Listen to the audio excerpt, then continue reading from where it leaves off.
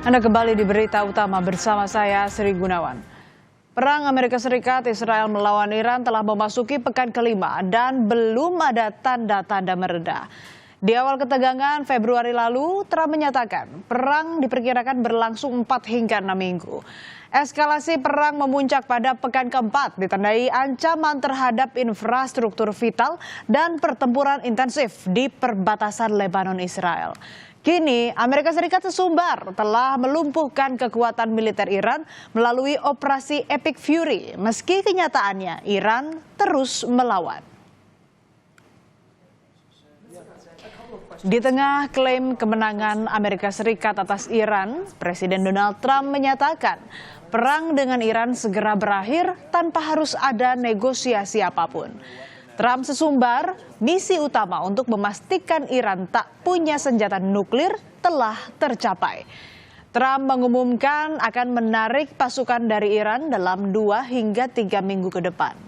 Trump juga bilang tidak bertanggung jawab atas keamanan Selat Hormuz sehingga itu menjadi tanggung jawab masing-masing negara yang melewati selat itu.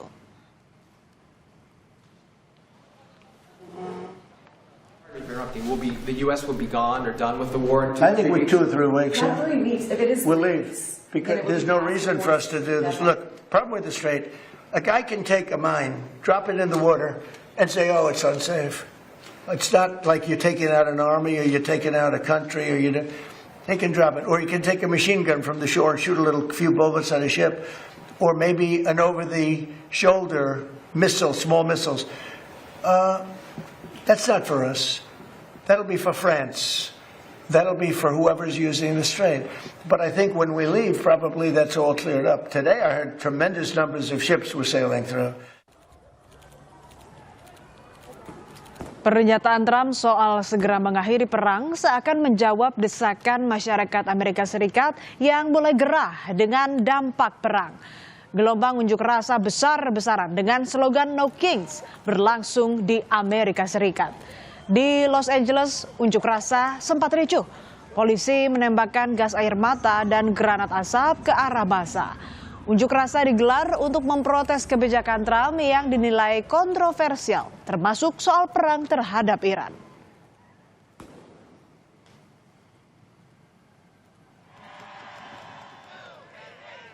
Di Washington, demonstran turun ke jalan melewati Monumen Lincoln dan menuju National Mall. Massa menyuarakan protes terhadap pemerintahan Trump yang dinilai otoriter, anti-demokrasi, dan menyalahgunakan kekuasaan.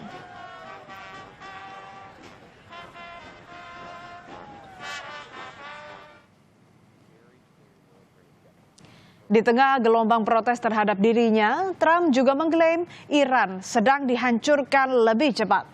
Trump menyebut serangan terhadap target-target Iran berjalan sukses.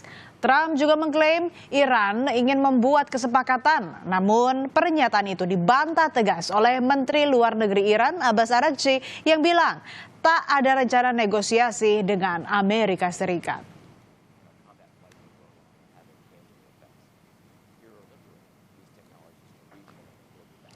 Sebelumnya, saudara, Trump juga melontarkan pernyataan yang menyebut telah terjadi perubahan rezim di Iran. Trump menyebut sejumlah petinggi Iran tewas dalam serangan Amerika Serikat Israel. Trump menambahkan pemimpin tertinggi Iran yang baru, Ayatollah Mojtaba Khamenei, kemungkinan terluka parah. But we've had regime change. You look already because the one regime was decimated, destroyed. They're all dead. The next regime is mostly dead. And the third regime, we're dealing with different people than anybody's dealt with before. It's a whole different group of people. Di tengah berbagai klaim yang dilontarkan Trump, Iran terus melancarkan serangan. Gelombang serangan ke-88 menghantam kapal kontainer milik Israel di perairan tengah Teluk Persia dan merusak 2 radar milik Amerika Serikat di Kuwait lewat serangan drone.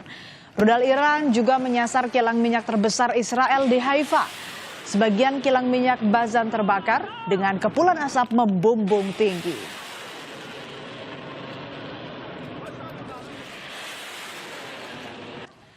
Dampak perang Amerika Serikat Israel melawan Iran kian meluas.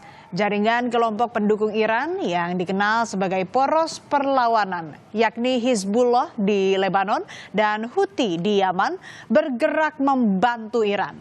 28 Maret 2026, Houthi meluncurkan rudal balistik dari Yaman ke Israel.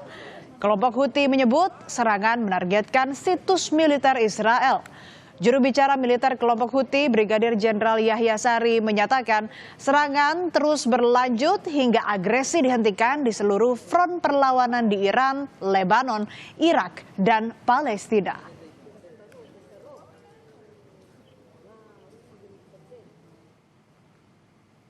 Sebelumnya, saudara, kelompok Hizbullah Lebanon juga terjun membantu Iran. Hizbullah bahkan menyatakan siap perang panjang membantu Iran melawan Amerika Serikat dan Israel. Israel dan Hizbullah terus melancarkan serangan hingga saat ini.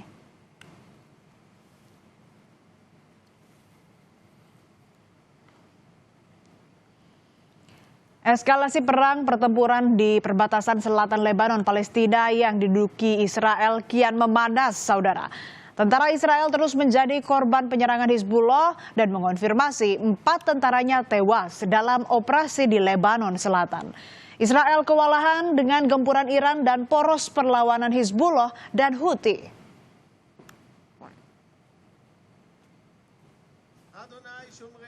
Ini adalah pemakaman salah satu tentara Israel yang tewas akibat tembakan Hizbullah pada Senin waktu setempat. Militer Israel mengatakan Sersan Liran tewas dalam pertempuran di Lebanon Selatan.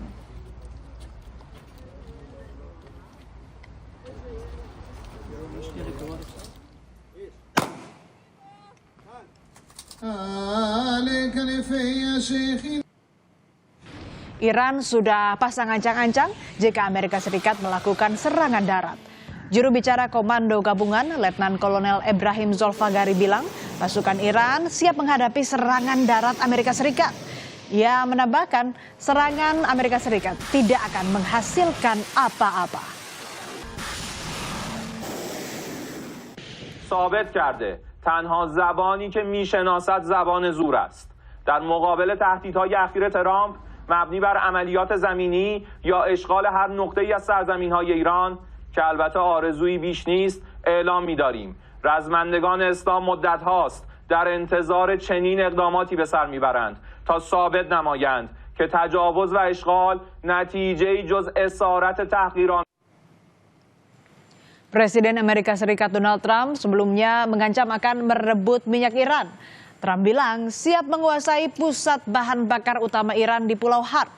Ancaman itu mengemuka di tengah rencana Trump melakukan invasi darat ke Iran. Trump optimis merebut Pulau Harp dan menguasai nyawa energi Iran. Trump bilang pasukan Amerika Serikat kemungkinan akan berpatroli dalam jangka waktu yang panjang di sekitar Pulau Harp.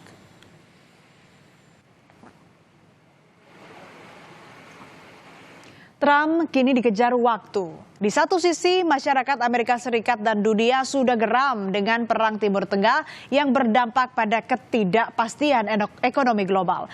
Di sisi lain, ambisi Trump belum tercapai, sementara eskalasi perang belum juga mereda. Di tengah berbagai tekanan, apakah Trump terus mengejar ambisinya atau sebaliknya, menyerah dan menerima tuntutan yang dilayangkan Iran?